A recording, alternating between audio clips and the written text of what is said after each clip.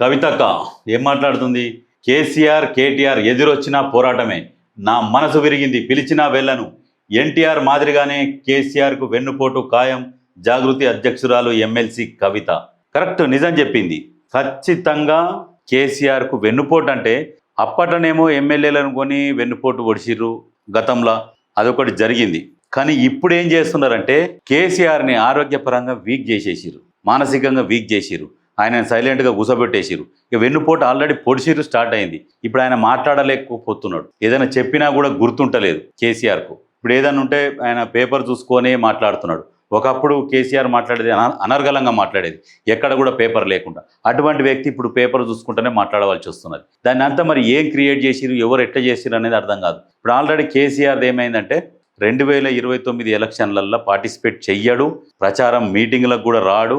ఒకవేళ ఏదో ఒక సభకు వస్తే బలవంతంగా తీసుకొని వస్తారు, బలవంతంగా ఒక 5 నిమిషాలు ఏదో మాట్లాడిస్తారు, తీసుకుపోతారు. అది కూడా ఇప్పుడు ఆయన ఆరోగ్యం అంతా మంచిగా ఉండాలి, మంచిగా ఉంటే ఖచ్చితంగా అప్పుడు ఏదో ఒక సభకు తీసుకొని వస్తారు, తర్వాత ఆయన ఇంటికే పరిమితం చేస్తారు. ఇదంతా స్కెచ్ ఎవరిది? కేటీఆర్ది నడుస్తుంది. మీరు కూడా అర్థం చేసుకోవాలి. ఒకప్పుడు కేసీఆర్ ఎమ్మడి తిరుగుతున్న నాయకులు మొత్తం ఇప్పుడు కేటీఆర్ ఎంట తిరుగుతున్నారు. ఎందుకంటే ఇక ఆయన అక్కడికి అయిపోయింది, ఆయన రిటైర్మెంట్ తీసుకున్నాడు అని చెప్పేసిరు, ఆయన ఫామ్ హౌస్కి పరిమితం చేసిరు. ఇక కేటీఆర్ ఎంట తిప్పుకుంటున్నారు. కేటీఆర్ కూడా ఒక్కనికి ధైర్యం సరిపోక హరీష్ రావు అండతోనే ఉంటున్నాడు. కానీ ఒక్కనికి ధైర్యం లేదు, హరీష్ రావు లేకుంటే కష్టమవుతుందని చెప్పేసి హరీష్ రావుని ఎమ్మటి బదిలాడుతున్నాడు. వాళ్ళు అయ్యే గట్టిగా ఉన్నప్పుడు కేటీఆర్ హరీష్ రావుని లెక్క పెట్టకపోయేది, మాట్లాడకపోయేది. ఇప్పుడు అంటే హరీష్ బాబు ఏడున్నాడు, హరీష్ రావు ఎక్కడున్నాడు, మంత్రి ఎక్కడున్నాడు అని ఇప్పుడు మాట్లాడుతున్నాడు. అప్పుడు గట్టిగా ఉన్న రోజులు, చెల్లె దగ్గర ఉన్న రోజులు అందరూ ఉన్నప్పుడేమో హరీష్ రావుని దేకలే. ఇప్పుడు హరీష్ రావుని ఎమ్మడి పడుతున్నాడు. ఎందుకంటే హరీష్ రావు లేకుంటే మొత్తం సంకనాకిపోతుంది పార్టీ.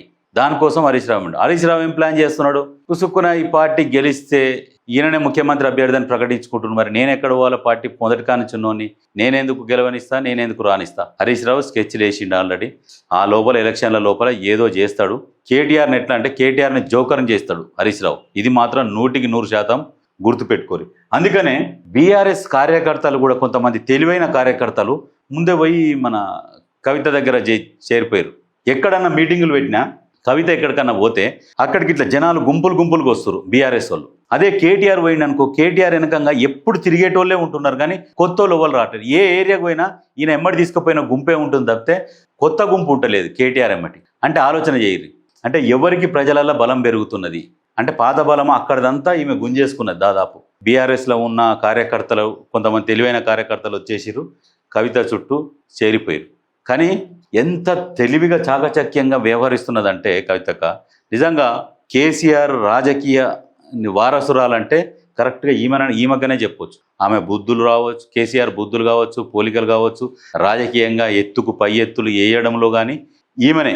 కేటీఆర్కి అంత సీన్ లేదు. కేటీఆర్ ఏంటంటే ఎంతసేపటికి షోప్టప్ బిల్డప్.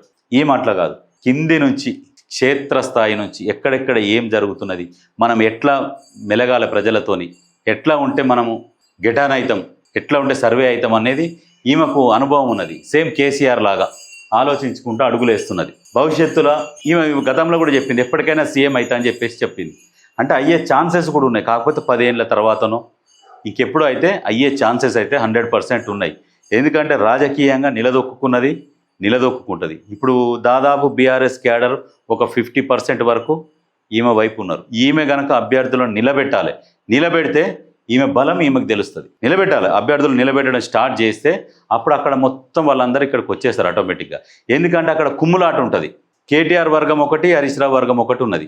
కాబట్టి అక్కడ జనాలు ఇమడలేకపోతున్నారు, కార్యకర్తలు కూడా. ఇక్కడ వస్తే హోలెండ్స్ వాళ్ళు ఈమెనే ఉంటుంది. ఈమె డైరెక్ట్ కార్యకర్తలతో కూడా సమావేశాలు పెడుతుంది. ఒకప్పుడు కవిత మీద నెగిటివ్ ఉండే, ఏంటంటే ఆమె ఎవరితో మాట్లాడదు అది ఇది అని ఉండే. కానీ ఇప్పుడు ఒకప్పటి కవిత వేరు, ఇప్పటి కవిత వేరు. నిజంగా అంటే కార్యకర్తలే చెప్తున్నారు.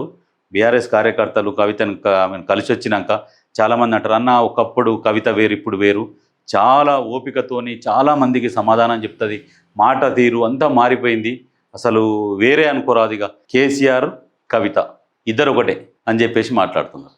కానీ ఖచ్చితంగా చెప్పింది, కానీ కేటీఆర్ అయితే అర్థం చేసుకోలేడు, కానీ జోకర్ అయిపోతాడు గ్యారెంటీ 100%.